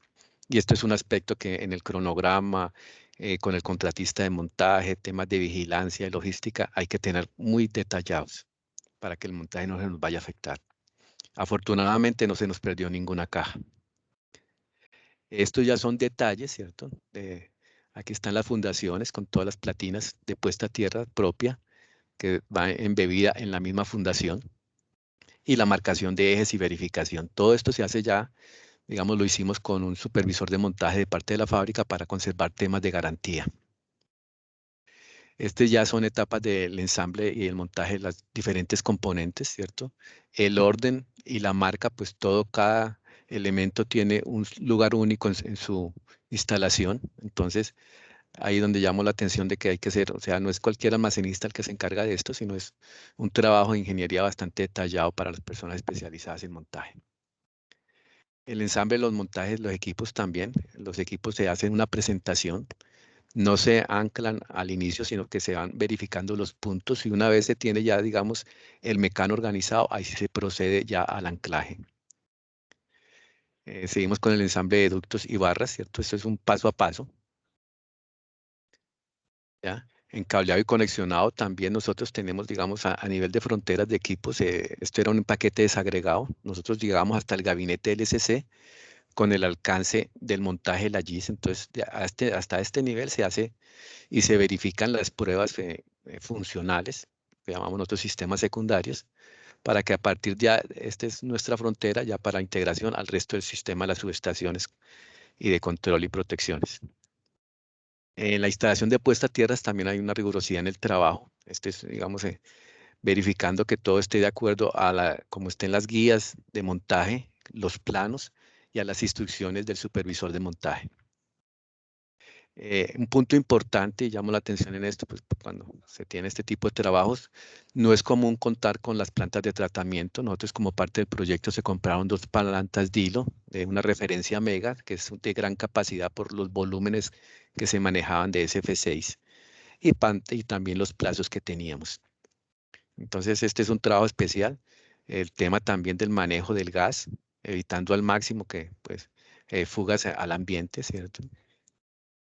Y una vez incluso es importante un dato de las botellas que en teoría quedan vacías, una vez se hace el montaje, realmente no están vacías. Para la entrega y disposición final, a estas botellas se les extrae el gas y es bastante la cantidad que queda ahí entonces y se pueden recuperar. En las pruebas de los equipos, pues aquí ya tenemos el detalle pues, de las diferentes pruebas funcionales. Estas son las pruebas de lo que llamamos alta tensión, y que sirven para medir las descargas parciales. Esto es un equipo que viene patronado de fábrica, forma parte, digamos, como parte de la estrategia. Estas pruebas se hacen directamente con el proveedor y están a su cargo por unos temas de garantía también. Entonces, esta es, digamos, la prueba con la que se le da el visto bueno y el chequeo ya a la terminación de los trabajos. Aquí, como caso curioso, nos tocó desmontar por el nivel de tensión en el que se ejecutan, que es muy superior a la tensión nominal del servicio. Hubo subestaciones en las que nos tocó desmontar los pararrayos porque la prueba no nos daba y cuando verificamos ya fue necesario desmontar pararrayos para realizar esta prueba y después volver a montar los pararrayos que eran externos. Aquí hay otra panorámica de este tipo de pruebas con sus respectivos generadores. Y aquí está como la reflexión. Yo creo que nos concentremos. Esta es como la imagen final, ¿cierto? Esta es la imagen final de la subestación terminada. Y esta es una imagen de la subestación de Liconia, donde, como les decía, aquí en este momento estábamos terminando las pruebas ya de los reactores, estábamos ejecutando las obras civiles externas al patio, digamos, de la GIS, aquí en este espacio confinado. Por temas de cronograma, teníamos la prioridad era terminar la subestación 500 con la GIS, y sin embargo no podíamos darnos el lujo de terminar toda la obra civil para seguir con el posterior montaje. Entonces, el montaje casi que se hacía en paralelo con la terminación de la obra civil. En determinadas épocas del año fue necesario regar agua para que no se levantara polvo y en otras épocas pues nos llovió mucho. Sin embargo, digamos, los trabajos, y esos son riesgos que a veces hay que correr para poder encajar en el cronograma general del proyecto, ¿cierto? Los supervisores de montaje, pues ellos tocó convencerlos de todas las medidas que se tomaron, ¿cierto? No se hacían excavaciones, nos tocaba trabajar a diferentes horas y estábamos haciendo un trabajo llenado o acople de tuberías. No se podía en ese momento hacer excavaciones, había vientos muy fuertes, entonces tocó coordinar otros contratistas como los de obra civil y los de montaje para que nos autorizaran a continuar el supervisor de montaje del proveedor. Este es un equilibrio que hay que encontrar. Afortunadamente nos fue muy bien y logramos avanzar.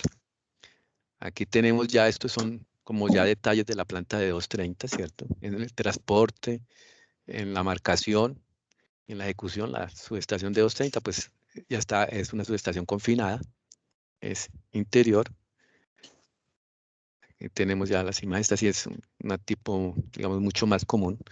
Pero llamo la atención como resultado final es pararnos en esta imagen y ubicarse en esa realidad que es lo típico de los proyectos. No siempre tenemos el lujo de terminar toda la obra civil para empezar el montaje y las pruebas. Y con esto es lo que nos toca convivir. Ya, muchas gracias.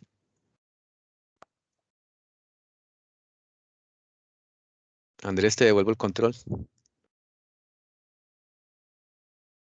Sí, gracias, Jorge. Bueno, ya a partir de ahora pues ya se cumplió con el programa general. La idea entonces a continuación es responder las posibles consultas que pudieron haber planteado en el transcurso de la presentación.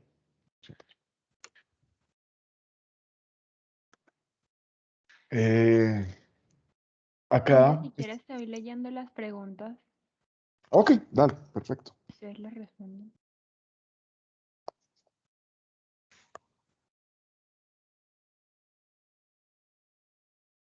Bueno, la primera pregunta es, ¿de qué depende la tecnología que a mayor tensión se podrían emplear envolventes trifásicas?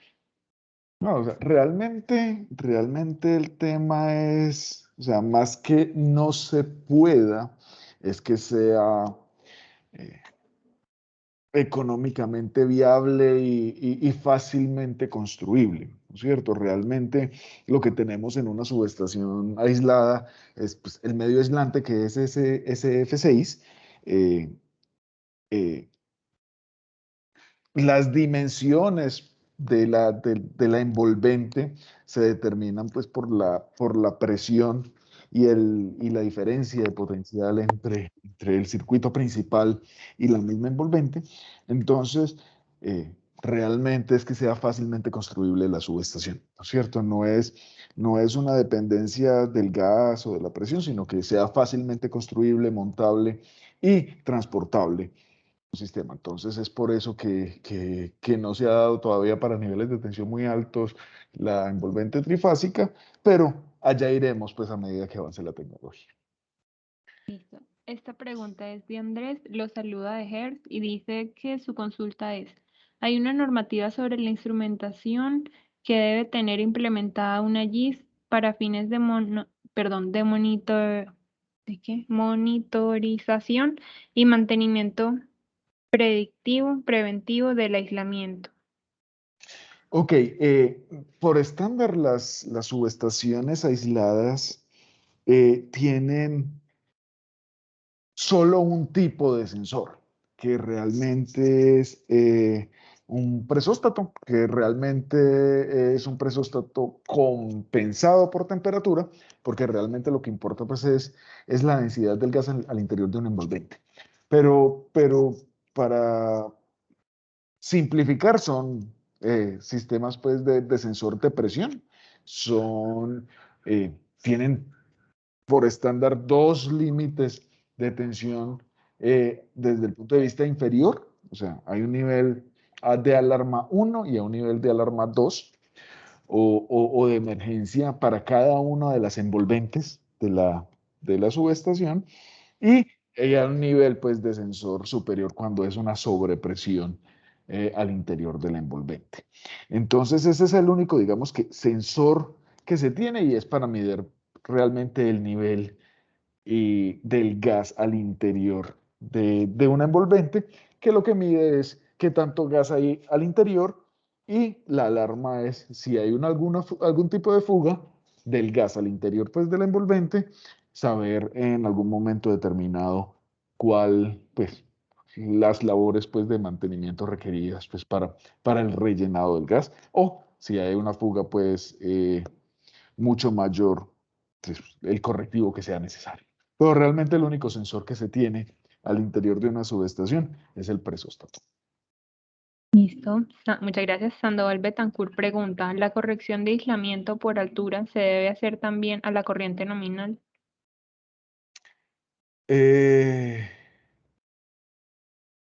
No me queda clara pues, la respuesta, la consulta. Sin embargo, a ver, como tal, como es un sistema aislado, al interior, pues una subestación aislada en gas, al ser un sistema aislado, al interior de la envolvente, no se ve afectada la corrección por altura, ¿no es cierto? Pero entonces, lo que se corrige por aislamiento es todo lo que se ve afectado por la altura, como estaba mencionando pues también Mario. Se corrige todos los elementos que se puedan ver afectados, como bushings de conexión de la subestación a un sistema aislado en aire, los mismos sensores, las válvulas de sobrepresión, que son dispositivos de protección para sobrepresiones al interior del envolvente. Esos pueden estar afectados por la altura de instalación, algunos equipos secundarios. Sin embargo, pues al interior de la subestación como de la envolvente no se ve afectada por la altura de instalación de la subestación. Listo.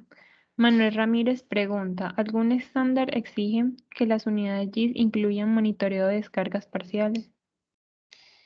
No, no hay, pues, porque realmente el gas al ser pues, completamente inerte y cada vez que hay un arco, él se reestablece en su mayor proporción.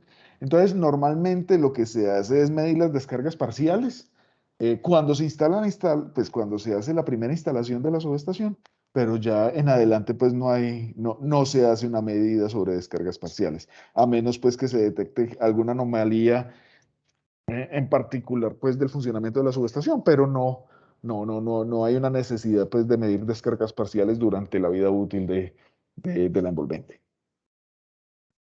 Ok, muchas gracias. Se preguntan por aquí para qué celdas deben implementarse las cuchillas rápidas de puesta a tierra. A ver, las cuchillas de puesta a tierra rápidas, pues dentro de una subestación aislada, es normal que cada uno de los componentes o cada uno de los compartimentos tenga puestas a tierra de servicio que ponen que tiran a tierra el circuito principal. Y estas son cuchillas de puesta a tierra, digamos, las lentas. Las cuchillas de puesta a tierra rápidas normalmente se ubican y se instalan, o el fabricante las instala, en las bahías de salida de línea. ¿Y cuál es el motivo? Pues hay dos motivos principales. Primero, como como se ponen en las líneas, pueden haber inducciones sobre líneas paralelas o sobre circuitos paralelos en una subestación, pues en una línea en particular. Entonces, ¿por qué tiene que ser rápida? Porque como el movimiento entre el, digamos, el conector puesto a tierra y el conector que en teoría está desenergizado, puede tener una inducción parásita por una línea paralela. Entonces, lo que se evita para que el conector no sufra es que la puesta a tierra sea lo más rápido posible, porque si es muy lento se puede generar un arco entre las dos terminales y puede haber un desgaste sobre la misma cuchilla. Entonces, en ese sentido, por eso es que se utilizan las cuchillas de puesta a tierra rápida en, en, en las bahías de línea, ¿no es cierto? Adicionalmente, se utilizan pues estas cuchillas pues cuando se tienen PTs cercanos y es para evitar pues que haya una saturación de los PTs.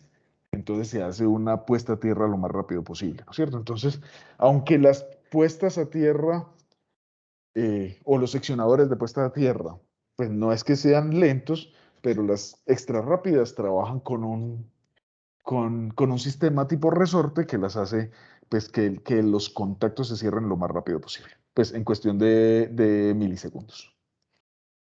Bueno, Andrés, otra pregunta por aquí dice, ¿para qué bahía se recomienda el uso de transformadores de tensión a la salida de la misma? Eh, si entiendo bien la consulta, es transformadores de tensión aislados en aire o tipo convencionales. Realmente uno puede tener transformadores de tensión al interior de la subestación GIS. El tema viene siendo que normalmente los transformadores de tensión, primero que todo, son bastante costosos si son aislados en gas. Y segundo, si tenemos el requerimiento de tener comunicaciones por onda portadora, eh, que normalmente se tiene es a través de un enlace capacitivo, pues en un transformador de tensión capacitivo. Entonces, por eso normalmente se saca el transformador de tensión por fuera, o que no esté aislado en gas. Entonces, ya sea por temas económicos o por temas de requerimientos asociados al tema de comunicaciones, el transformador se saca. Entonces, pero puede estar instalado al interior sin ningún inconveniente. Listo, muchas gracias. Andrés, todavía quedan 10, 11 preguntitas. No sé si entonces las respondemos vía correo electrónico para que de pronto no nos pasemos de la hora. ¿Tú qué dices? Sí, sí, puede ser, no hay ningún problema. Las podemos contestar a todos por correo electrónico. Bueno, entonces muchas gracias por la presentación. Les recuerdo que el webinar quedará en el canal de YouTube de Sigre Colombia. Muchas gracias a los expositores, a los asistentes. No sé si Andrés quiere decir unas últimas palabras de despedida. No, realmente muchas gracias a todos por su asistencia. El SIGRE es una comunidad en la cual pues todos nos ayudamos. La idea es que sea una comunidad que esté basada en el conocimiento. Los invitamos realmente a todos a participar, a proponer nuevos temas, a proponer nuevos temas de estudio para que sigamos trabajando y desarrollemos el conocimiento no solo de manera local, sino de manera internacional.